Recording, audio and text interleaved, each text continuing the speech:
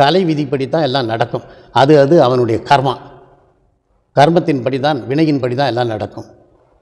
ஒன்றும் மாற்ற முடியாது, தலையெழுத்துப்படி தான் நடக்கும்.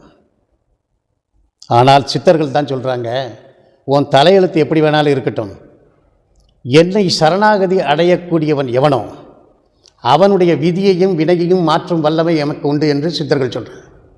எப்படி? அருணகிரிநாதர் சொல்கிறார், எவ்வளவோ கர்மங்களை செய்திருக்க, எவ்வளவோ பிழைகள் செய்துவிட்டேன், நீ தான் என்னை காப்பாற்றணும். அவர் எழுதுகிறார், அவன்னா முருகப்பெருமான் காலடி, அவனுடைய பாதம் பட்டு அழிந்தது இங்கு என் தலைமேல் அயன் கையெழுத்தே. அயன்னா பிரம்மா என்னுடைய கர்ம சட்டத்தை எழுதிட்டான். நான் என்னென்ன கர்மா பண்ணனோ அதுக்கு தகுந்த மாதிரி இந்த பிறவியில் நீ இந்த கஷ்டமெல்லாம் படணும்னு எழுதிட்டான். ஆனால் முருகப்பெருமானுடைய திருவடி என்னுடைய தலையிலையும் பாவடி ஏட்டிலும் பட்டது, என் தலைவிதி மாறிச்சு. தி டிஎன்ஏ ஸ்ட்ரக்சர் மாடிஃபைடு, மாற்றப்பட்டு விட்டது.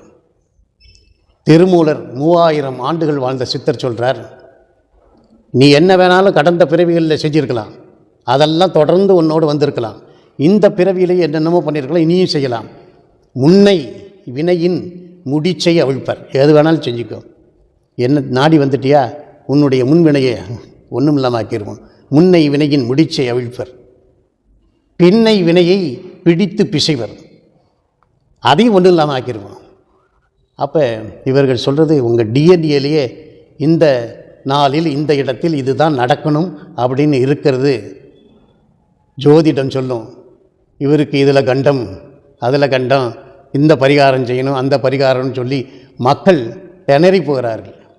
எவனோ ஒருவன் சித்தர் வழிபாட்டுக்கு வருகிறானோ இவன் போய் அந்த பரிகாரம் இந்த பரிகாரம்னு செய்ய வேண்டிய அவசியம் இல்லை. இதை நான் ஆணித்தரமாக சொல்கிறேன். ஏன்னா பல ஜோதிடர்கள் கோபித்துக் கொள்வார்கள் உண்மையை சொன்னோம்னா.